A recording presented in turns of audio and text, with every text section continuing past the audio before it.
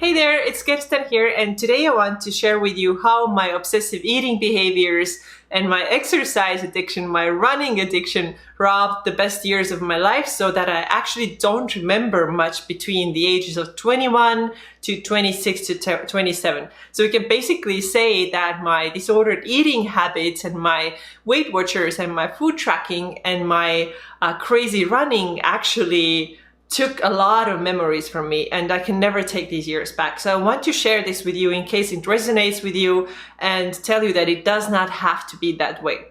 Before I get started though, I want to tell you about my 6-week beta program that is going to be called the Body and Mind Liberation Project. And during those 6 weeks, we're gonna tackle your food fears, your food obsessions, the fearful situations like going out to eat or going and eating at a friend's house, also your workout addiction, what to do when you know that you need a break, you need a rest day, but you just can't sit still, and give yourself this permission. We're also going to be working on your confidence, because we know that exercising more and eating less does not help with confidence. It has never helped with confidence. All it actually does is that making us feel more insecure.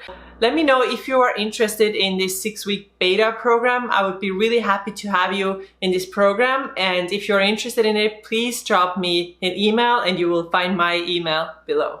Okay, but let's go back to how my eating disorder and my exercise addiction actually took away a lot of memories from my life. Or actually, I didn't almost have a life when I was really obsessed with all that kind of stuff. So first, I want you to know that I was never diagnosed with an eating disorder, but my habits were really disordered when I'm thinking back to what I did back then. And it all started when I was 21 years old, and it ran until my early 30s. But the worst years were between 21 and 26. And honestly, I don't have too many memories from these years. And this is such a sad thing, because these are supposed to be your best years, right? When you're young and you're exploring things and you're going out and doing fun stuff. And this was not me, because I was really so trapped by my disordered eating behaviors, by my regimen, by my habits that I thought are gonna make me successful, but they never did. Let me describe you my typical day, how it started and how it ended. And when I'm saying that I don't remember much from these years, there's one thing that I remember, and that was the structure. And when I'm thinking back, the structure that I followed so religiously didn't actually give me anything other than that skinny body. But was I happy in this body? No. And here's how my day usually went down. I would wake up, and before I did anything else, okay, I brushed my teeth, but after that I would just put on my running shoes, my running gear, and I would head out for a run. My run would always be at least 10 kilometers or 1 hour, and that was the minimum. Anything less than that did not count, and I probably thought it was a rest day if I sometime ran like 8 kilometers or something like that. So it always had to be 10 kilometers or 60 minutes. That was the minimum. A lot of days I ran more. I ran like 15 kilometers or up to 20 kilometers. And honestly, when I was running for marathons, then I would sometimes do 3-hour runs and usually not eat before that, which is now, when I'm thinking back to it, absolutely crazy thing to do. Okay, then I would come back from my run, and then I would not even drink any water, because I was going to weigh myself and I did not want the water to affect my weight. So what I did after I got back from my run, I would try to spend as much time as I could taking a shower, drying my hair, because I thought that even the water in my hair would affect my body weight. And then I would go use the bathroom. I was often constipated, but if I was lucky, then I had some bowel movements if I was lucky, but yeah, a lot of times it doesn't happen. And so after that, I would get on a scale, and then the scale number would tell me if it was a good day or if it was a bad day. And for me, the number I was always chasing was 62 kilograms or less, or 135 pounds, which, when you think about it, like, it's not even sick BMI. When you look at the BMI, what's considered normal and what's not considered normal. It was actually normal for my height, but at the same time, my body was so exhausted. I had all these overtraining symptoms, no periods, sleep problem, all those things that you could even ever imagine. I had them. Okay, after I had weighed myself, I ate a very low calorie breakfast, and that was usually oatmeal, 300 calories worth of oatmeal, and I would use like 1 tablespoon or 1 teaspoon of low-calorie jam on it. And then I would drink water, and then I maybe would drink some coffee. I remember even with coffee, I used skim milk, which barely even gave any color to my coffee. And that was my breakfast after sometimes running 20 kilometers. After finishing my breakfast, I would go to work that I did not like. I did not like what I was doing, but I was so stuck in my habits that it never really even crossed my mind that I'm going to change anything about it. So I would go to work, I would do my work, and I would always bring my own lunch, and I would never go and eat with my co-workers or never eat out. And the lunch that I usually brought with me was tuna, and then was some spaghetti, and then some light side salad.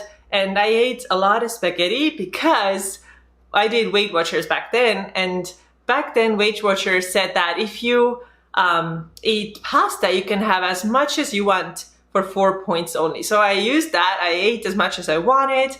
I don't know how many calories that was, but I ate the pasta and I ate the light tuna in water because I did not use any fat or any oil back then. And then I would come home and be miserable and sad because I was hungry, because I didn't like my job, because I didn't like my life.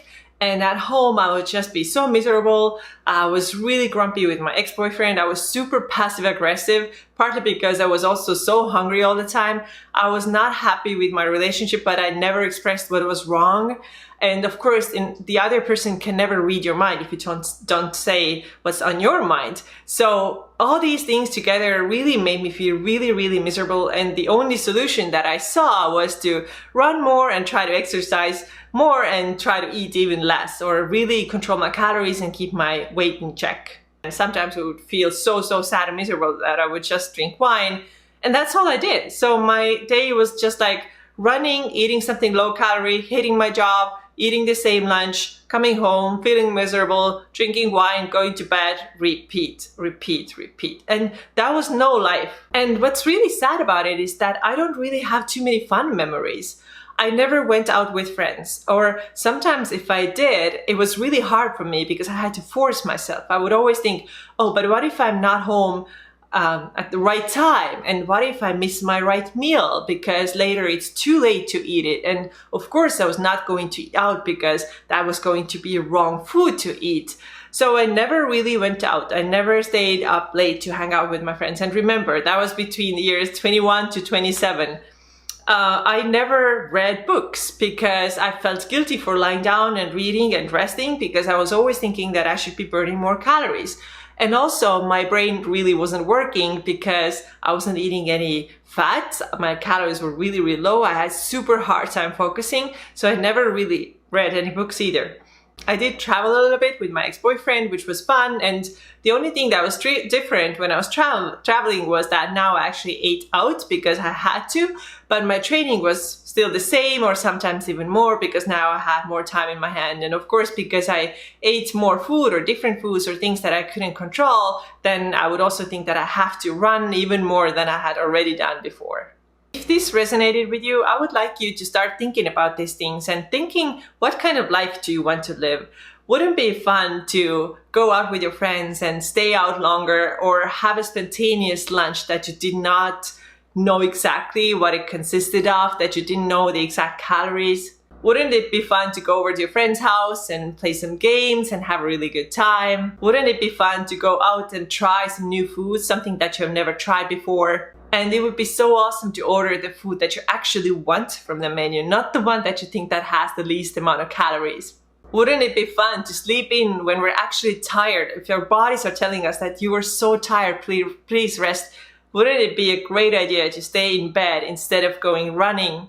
And also, it would be really nice to have a functioning relationship where you can talk about your problems and where you're not passive aggressive all the time because you're so freaking hungry and you hate your life. And lastly, it would be great, and I can promise you, it is great to feel confident in yourself, in your body, to know what you're doing, to know that you have a bigger purpose in life, not just calorie counting and getting on the scale and exercising. These are not our only goals in our lives. So I want you to start thinking about it. What is your goal? What are you here to do? I would really like to see you in my 6-week beta testing program. The program, like I said, is called the Body and Mind Liberation Project. And we start early March. Please let me know if you're interested in it. Please send me an email. I have left it below there, so you can send me an email. And if you want to change your life, if you want to change your future, then I really recommend that you do it. It's going to be a great kickstart for you. Thanks so much for watching, and I hope to see you in the program.